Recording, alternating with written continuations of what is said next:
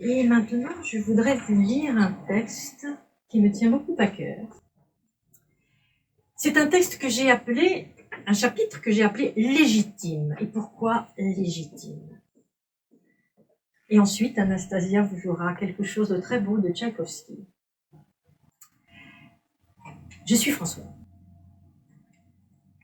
Je suis à la maison et j'attends Frédéric qui est parti travailler, qui va rentrer.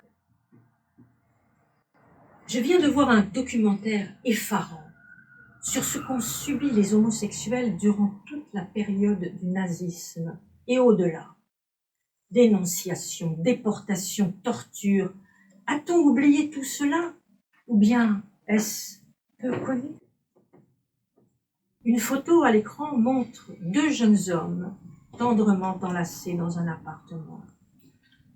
L'un a les yeux clos sur un bonheur qui ne saurait durer, et l'autre regarde au loin avec anxiété, comme s'il pressentait que cette quiétude serait éphémère. D'après leurs vêtements, qui étaient élégants, ils s'aimaient au début des années 1930. Pendant combien de temps ensuite, avant que le pouvoir hitlérien ne leur retire jusqu'à la vie? À notre époque, qui n'en est pas si lointaine, et dans notre pays, les insultes homophobes sont punies et le mariage homosexuel légal depuis une décennie.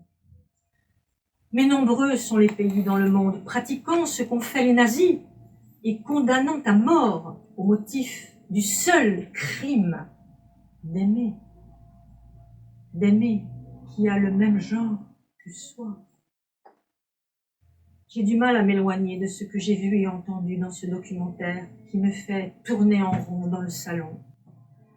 Tu as quitté l'appartement en début d'après-midi pour rejoindre les musiciens de votre quintette.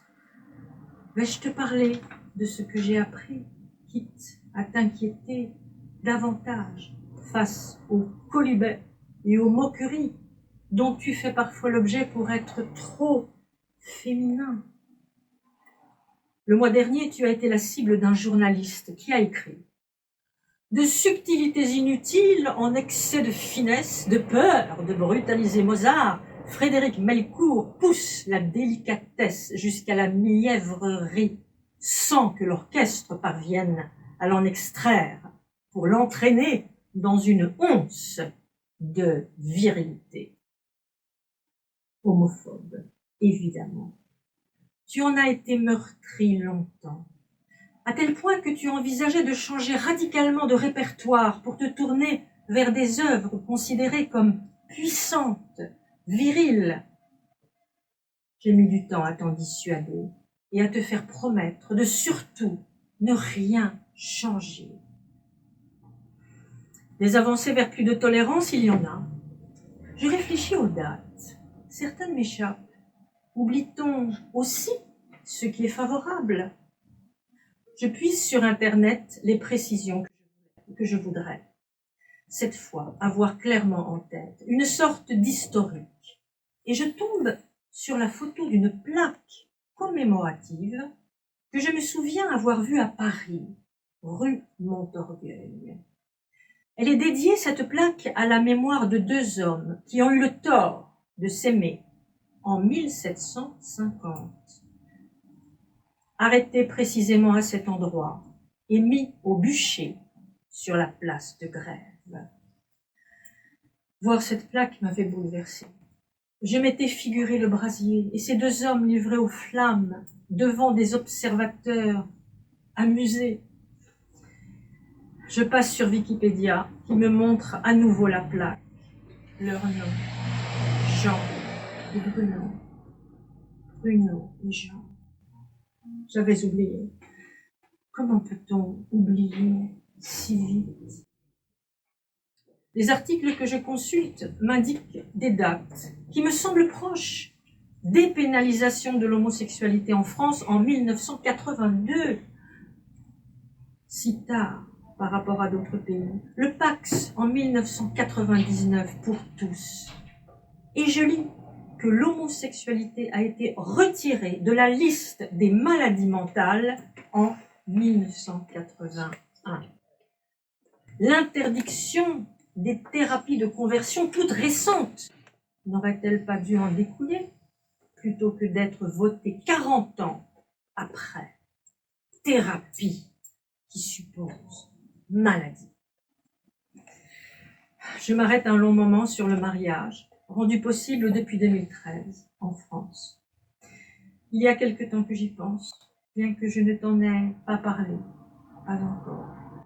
Ce n'est pas le côté traditionnel, ni le caractère solennel qui m'importe, non, c'est la légitimité.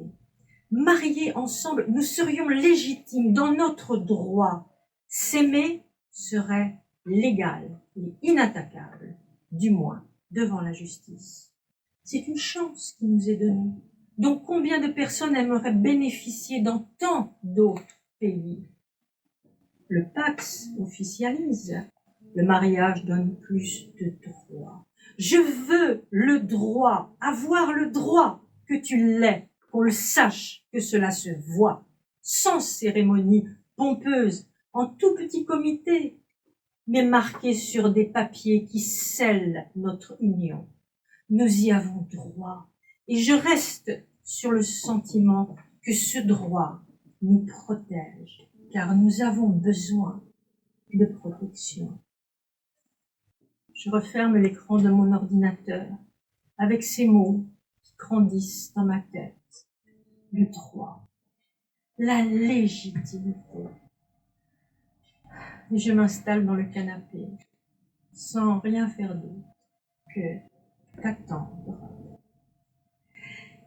J'ai choisi Tchaïkovski, qui ne reniera pas mon texte, c'est sûr, avec la barcarolle de juin. Juin, nous sommes en juin, qui donne de l'espoir. Oui, on va avoir de l'espoir.